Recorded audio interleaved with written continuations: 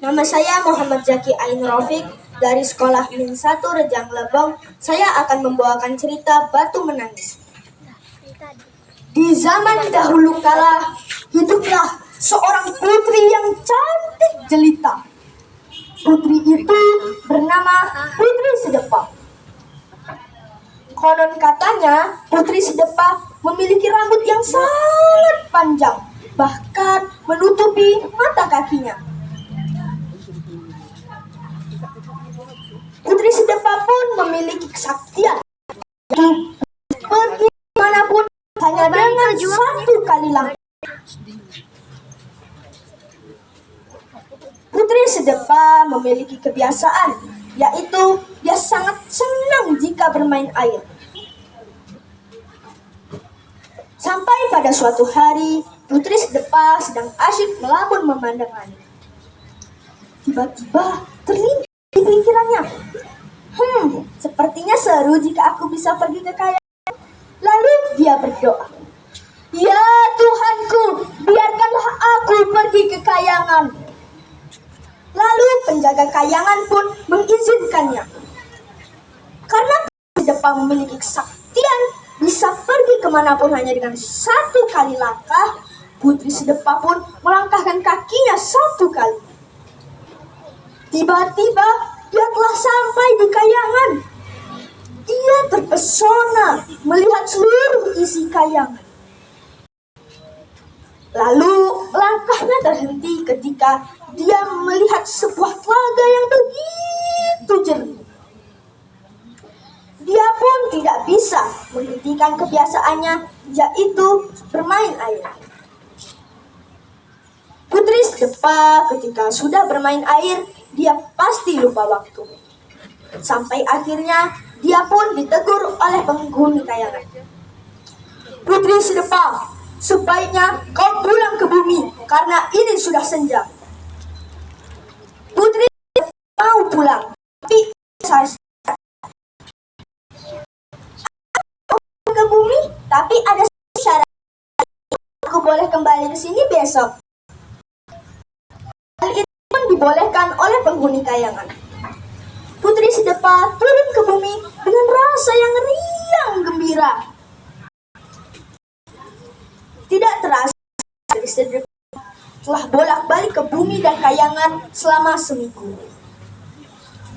Tidak disadari pula ada yang memata-matai Putri Sedepa, yaitu Pangeran Sakti. Pangeran Sakti pun memberanikan diri untuk kenalan Putri Sedepa. Lama-kelamaan tumbuhlah rasa cinta di antara mereka. Namun, akhirnya mereka pun berniat untuk menikah. Tapi itu tidak dibolehkan karena pernikahan dan penduduk bumi tidak bisa dipersatukan. Cinta begitu erat, mereka sangatlah sulit untuk diputuskan. Akhirnya mereka pun dibolehkan untuk yaitu mereka bilang. Pangeran Sakti dan Putri Sedepa turun ke bumi sebagai penduduk biasa. Karena Pangeran Sakti ingin mendapatkan hasil yang banyak, Pangeran Sakti pun memotong hutan.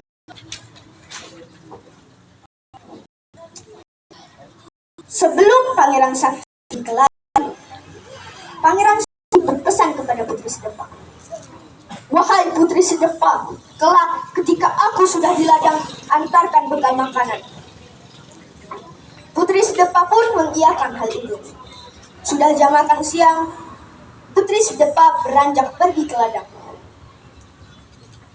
Di tengah jalan, dia tidak sengaja melihat telaga yang begitu jernih.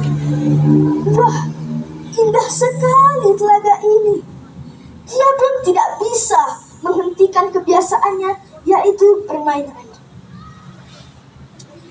Seperti biasa, Putri Sedepa jika sudah bermain air, dia pasti lupa waktu. Sampai akhirnya Pangeran Sakti pun khawatir. "Di mana Putri Sedepa ini? Sudah lewat jam makan siang, bekalku belum diantar." Pangeran Sakti pun pulang ke rumah. Betapa terkejutnya dia ketika di rumah tidak ada orang. Rasa khawatirnya pun semakin bertambah. Dia pun memanggil-manggil nama Putri Sedepa. Putri Sedepa! Putri Sedepa! Namun tidak ada jawaban. Tidak sengaja dia mendengar suara gelak tawa wanita dan percikan air. Pangeran Sakti pun memberi sumber suara itu. Tidak disangka-sangka, ternyata asal bunyi itu dari suara bunyi Putri Sedepa. Pangeran Sakti pun marah dan membentak Putri Sedepa. Putri Sedepa, kenapa kau tidak mengantarkan bekal makananku? Malah kau asyik bermain air. Putri Sedepa pun ketakutan, seraya ketakutan. Lalu Pangeran Sakti teringat karena penduduk bumi dan penduduk kayangan tidak bisa dipersatukan. Pangeran Sakti berdoa kepada Tuhan untuk mengembalikannya ke kayangan. Ya Tuhanku, kembalikanlah aku ke kayangan dan kembalikanlah kesaktianku. Secara tiba-tiba petir bergelegur, langit menjadi gelap, dan Pangeran Sakti pun diselimuti asap yang tebal. Secara tiba-tiba Pangeran Sakti pun hilang ke kayangan tanpa jejak. Putri Sedepa pun menaiki bukit yang paling tinggi, seraya memanggil-manggil nama Pangeran Sakti. Pangeran, jangan tinggalkan aku, Pangeran. Aku sendirian, Pangeran.